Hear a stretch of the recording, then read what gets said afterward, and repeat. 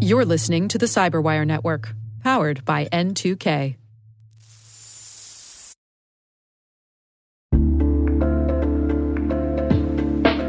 And now, a word from our sponsor, SpyCloud, the cybercrime analytics leader.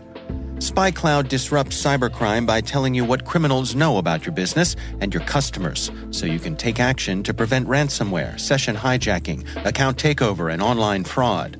SpyCloud constantly recaptures and analyzes new data from the criminal underground, including credentials, session cookies, and PII siphoned from malware-infected devices.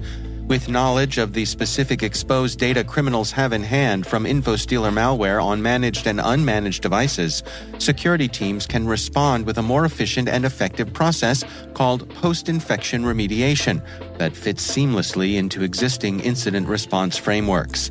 Get SpyCloud's post-infection remediation guide outlining the 7 steps for preventing a malware infection from becoming a full-blown ransomware incident. Visit spycloud.com/cyberwire. That's spycloud.com/cyberwire. And we thank SpyCloud for sponsoring our show.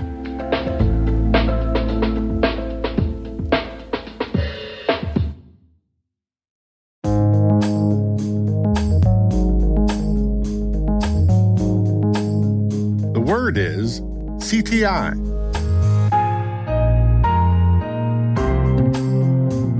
Spelled C as in cyber, T as in threat, and I as in intelligence.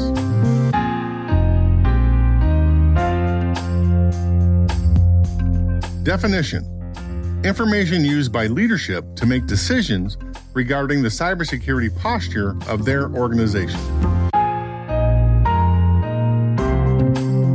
Example sentence: NSA gathers foreign cyber threat intelligence and works to determine attribution of malicious cyber intrusions.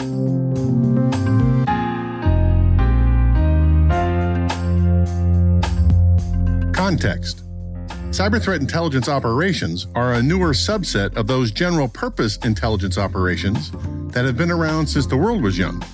According to Professor Lou Levicius of the University of Tennessee in his Great Courses class, Espionage and Covert Operations, intelligence work in the form of espionage first appears in the written historical record around 2000 BC on a clay tablet that was found on the banks of the Euphrates River. Ever since the beginning, though, intelligence has been about collecting information for leaders to use in making decisions.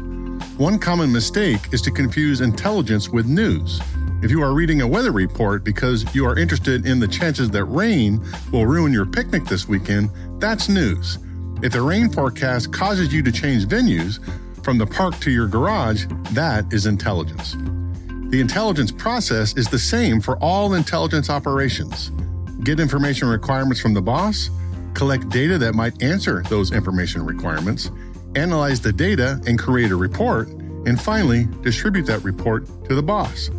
The kinds of intelligence produced by each individual team will vary widely, though, depending on what the leader wants to know.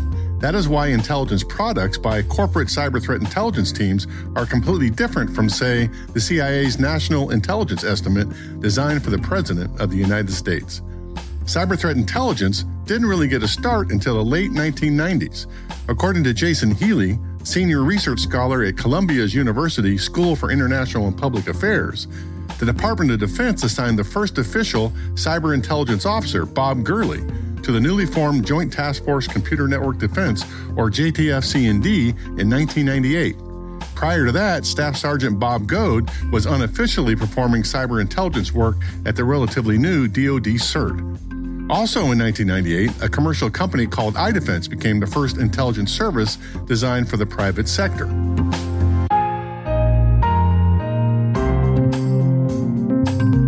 Nerd reference.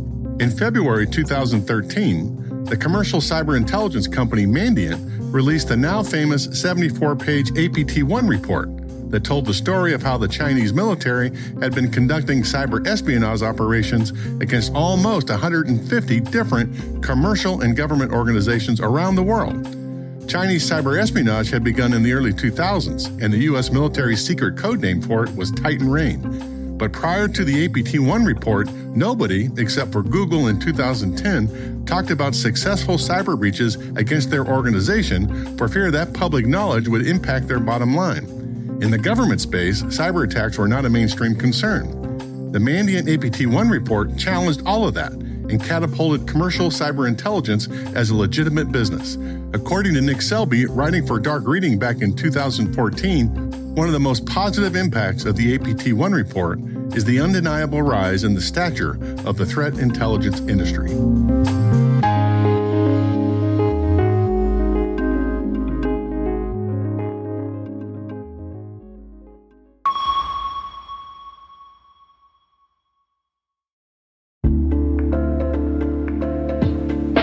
We know there's an experience gap in cybersecurity, and companies are often enamored with the idea of building teams of superstars. But focusing on a team of unicorns just feeds the talent gap. Join N2K's Simone Petrella and Intuit's Kim Jones on Wednesday, March 27th for an online discussion about the pivotal role security leaders play in shaping the security workforce landscape and how we can start showing up for the future of our industry. Visit our show notes for details and to register.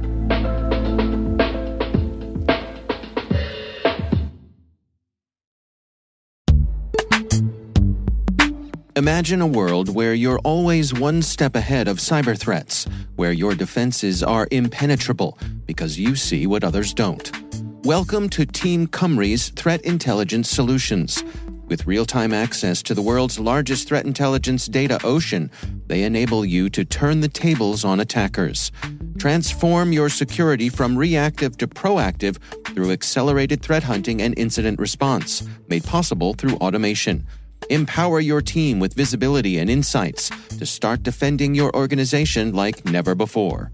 Team Cymru. Be the hunter, not the hunted. Learn more at team-cymru.com/cyberwire. That's team-cymru.com/cyberwire.